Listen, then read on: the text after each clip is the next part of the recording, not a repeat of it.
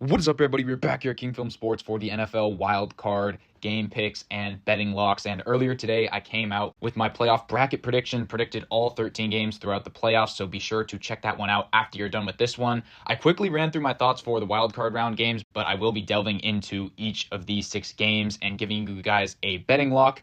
Be sure to join the Discord, link in the description. We'll be having some great player props for this weekend. And be sure to like and subscribe, as well as commenting your predictions down below. But before we get into all of that, we will take a look at the recap of Week 18. And boy, was it an interesting one, because a lot of these games didn't end up mattering. We're not very competitive for both teams. So we started out with the Saturday slate. We had the unders in both games. And boy, did this Ravens-Browns under get very unlucky. Also, RIP to Browns spread bettors, because they shared a similar fate there in the fourth quarter. So we were 21-3, 24 total points in this game in the fourth quarter. And my thesis was that the Ravens would lay down the sword. They would kind of rest players and get into the playoffs there, not really try and run up the score. But then the Browns go down and score a touchdown, their first of the game, get it to 21-10. So then the Ravens respond with a touchdown. Okay, we're fine. 28-10, 38 total points. And then the Browns miss a fourth down conversion on midfield. So then 4 minutes left. I just assume Ravens up by 18. They'll sub everybody out. No, Lamar and Derrick Henry and that offensive line are still pushing. And then on third down with 3 minutes left, Derrick Henry breaks out a 40-plus yard run,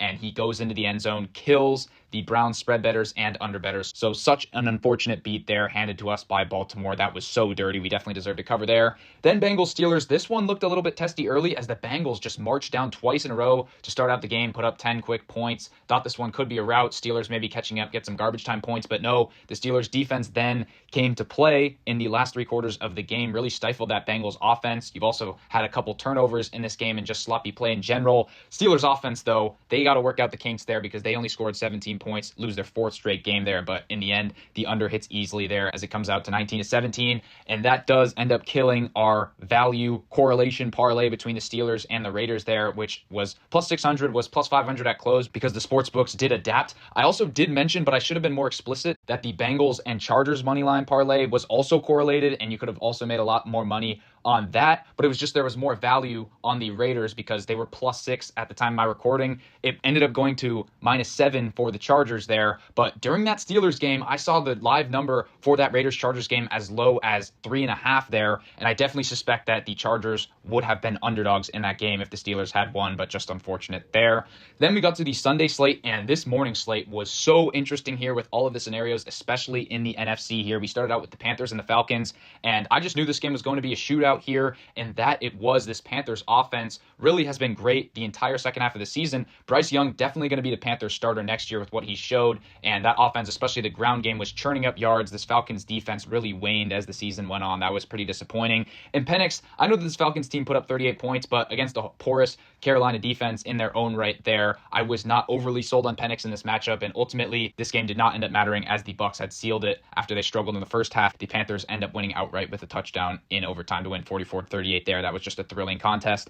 Then we get to the Bears and the Packers, and this was just a value play. There was no way that this line should have been Bears plus 10. Yes, they'd lost 10 in a row and were reeling, but we knew in this rivalry matchup they really would want to beat this Packers team. Hadn't beat them in 6 years, and they finally get it done. They were winning this entire game. Then Jordan Love gets dinged up. So they sit him for the rest of the game. Malik Willis is a competent backup. Christian Watson then goes down, and Packers do end up taking the lead late, but then the Bears make the long field goal to get in the win category there. Didn't end up mattering for the Packers, as the Commanders won, so they could not have improved their seeding this past Sunday, but a thrilling game in Lambeau. Then we got to our first half and full game parlays. My analysis here was that the Bills would play their starters in the first half, take a lead, and then the Patriots would win the full game. Same thing for the Texans and the Titans game, and it did not end up working out here. Josh Allen only ended up playing one play, and that was just a handoff to James Cook. But I think that most of the other Bills starters were in the game, but just unfortunate there, because the Patriots did end up winning the first half by 4 points and then winning the full game there. And then for the Texans-Titans game, the Texans with C.J. Stroud marched it on the field. That was exactly what I wanted, take a 7-0 lead. But unfortunately, this Titans team is just so bad. They end up securing the number 1 overall pick, losing outright easily there to the Texans, and they end up finishing 2-15 against the spread. By far the worst mark in the Super Bowl era there, so disgusting end to a disappointing season there for Tennessee. We also had the Giants +3 against the Eagles. Was looking like they could come back in that game, but looked like after that great upset victory against the Colts the prior week, they just did not have much fight in them in this game in Philadelphia. I don't think they've won in Philadelphia in like 12 years, so that's also something to monitor, I guess, going forward. But the Giants do improve their draft positioning, ending up with 3 wins in that one. Then the afternoon slate got kind of screwed with this line on the Raiders +6, obviously because the Chargers knew that they had to win this game to get the 5 seed. Chargers end up easily winning that game, even though the Raiders were up 10-3, so they had put up a fight in that first half, but ultimately the defense just gave in there. Then we had the Jets +2. They ended up being favored in this game, and they ended up winning against a Dolphins team that, even with the chance of the playoffs on the line, was just disgusting in this game. Aaron Rodgers ends up throwing 4 touchdown passes in potentially his final game against this horrid Miami defense. Then we had the Vikings +3 points, and this was just such a frustrating game for Minnesota bettors because they get into the red zone countless times and are just not able to capitalize there, settling for field goals and missing 4th down conversions. Thought they should have been up double digits, and they ended up being down by 4 at half, and then it just got worse in the second half. Andrew Van Ginkel could have caught a pick 6. He ends up dropping it, and then the Lions score a touchdown to go up 2 possessions. Detroit ends up winning 31-9, so congrats to them for securing the number 1 overall seed. Vikings will have a very tough path in this one. Thought that the +3 would get home or at least push there, but ends up not being close.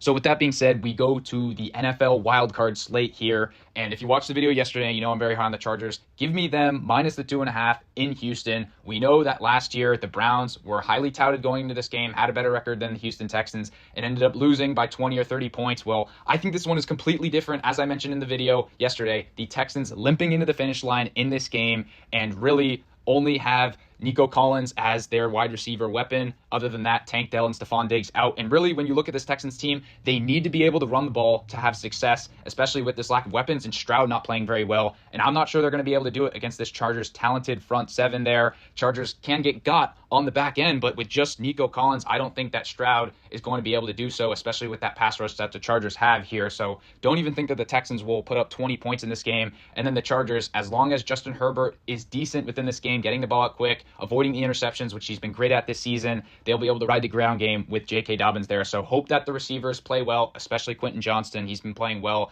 as of late. So I do think that this Chargers team will go on a run. I love them to win the AFC. If you can get them at plus 1,400 to win the conference, I think that's great value there. And I definitely think that they win this game against the Texans. Be sure to try and get that number at minus 2.5. I obviously don't hate it at minus 3 because I do think they're going to win in a rout, but a lot of these games end up being close in the playoffs, and you want to get the best of the number always there.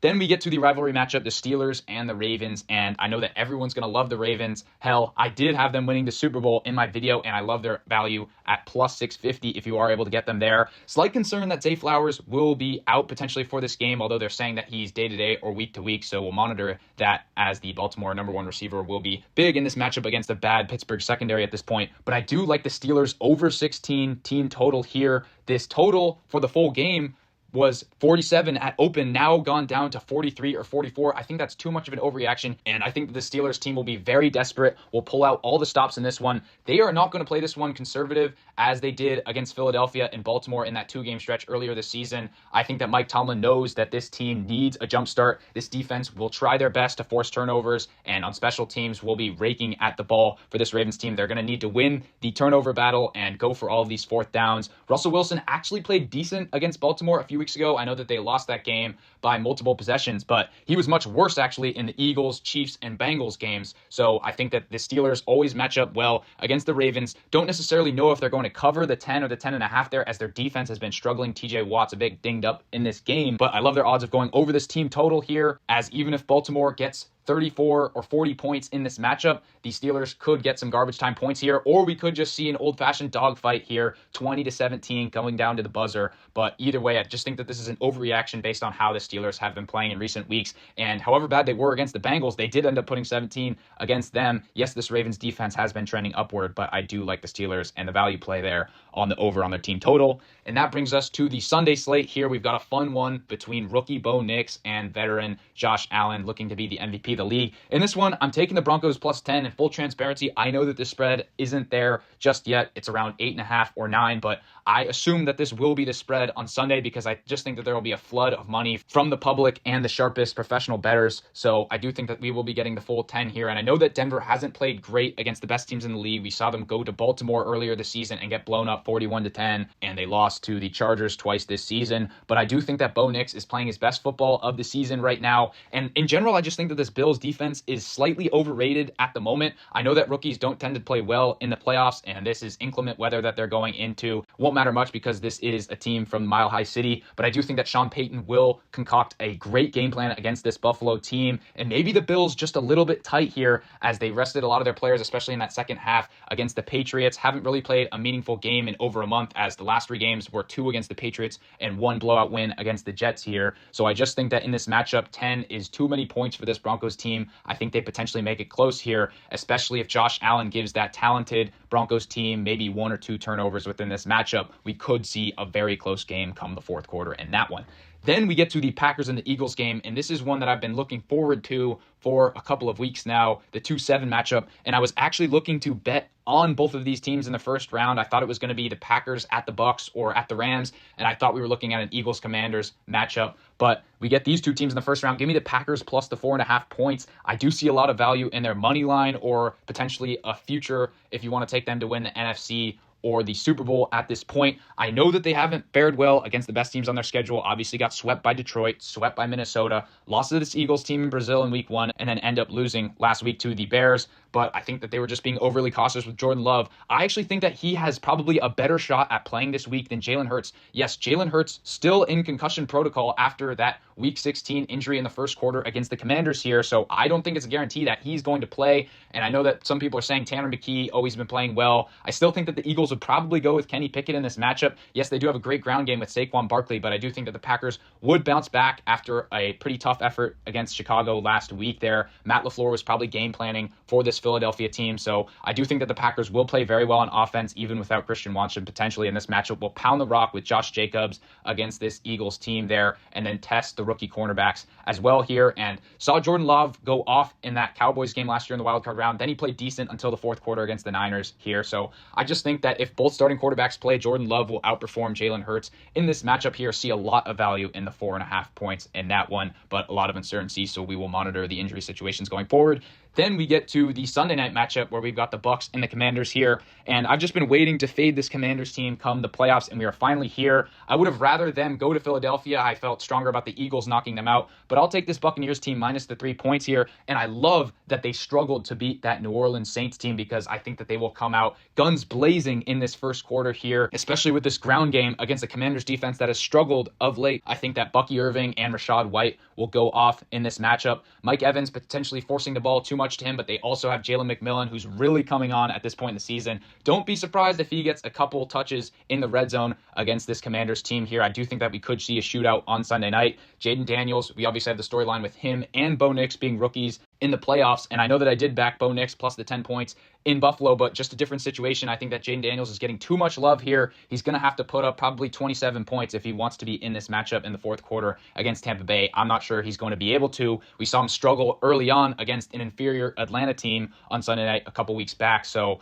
I think that he's going to need a superhero effort, and I think that this Buccaneers team, especially that defense, will rise up to the occasion in this matchup as a bounce back from that New Orleans performance where they were caught asleep in that first half, down 16-6 there. And then that brings us to the Monday night matchup here. We've got the 14-win Vikings at the Rams, and I know a lot of people will be backing the LA Rams in this matchup here. They are the more rested team in this matchup. Super Bowl winning head coach and quarterback tandem in McVay and Stafford in this matchup here. But I love the Vikings on the bounce back, minus the 1 point here. It's always a bit dodgy, like this Chargers-Texans game, taking the road team when they are favored in the wild card round. But I just think that this is such a disparity, and everything went wrong really in that Sunday night game between the Vikings and the Lions here. Now people are potentially bailing off of Sam Darnold, saying that he's not a franchise quarterback. No, I think that this Rams defense is pretty overrated at this point. Yes, their front seven talent is pretty good with these young players, but I think they are no match for this Vikings talented run game. I expect Aaron Jones and Cam Akers to absolutely go off. I think that they will pound the rock there, and I think Kevin O'Connell against his mentor and Sean McVay, remember he was on that Rams staff, will get the best of him. I think that this Vikings team will look very precise on offense, put up at least 24 points there. And in the Rams offense, I know that they are very rested coming into this matchup, but as I mentioned in the video yesterday, Cooper Kupp has been very bad recently, just non-existent within that offense. Puka, yes, he's been very good, but I think that this Vikings team will be able to take him away. It's going to come down to that Brian Flores blitz, and I know that McVay has potentially been scheming for this matchup for a couple of weeks here, but I just don't know if Stafford's going to play a perfect game like he's going to have to do, and I think that the Vikings will be able to stop the Kyren Williams-led running game for this Rams team here. So ultimately in the clutch, I'm not sure if Stafford's going to have what it takes here against this very aggressive Brian Flores defense, let alone if he lets one get away. I think the Vikings could run away with this one if Stafford throws a pick six early, so be sure to watch out for that one as well. Should be a great matchup, but I do like the Vikings to bounce back in LA there. So with all that being said, let me know what you guys think of my predictions in the comments down below. Be sure to like and subscribe, and I will see you all in the next one.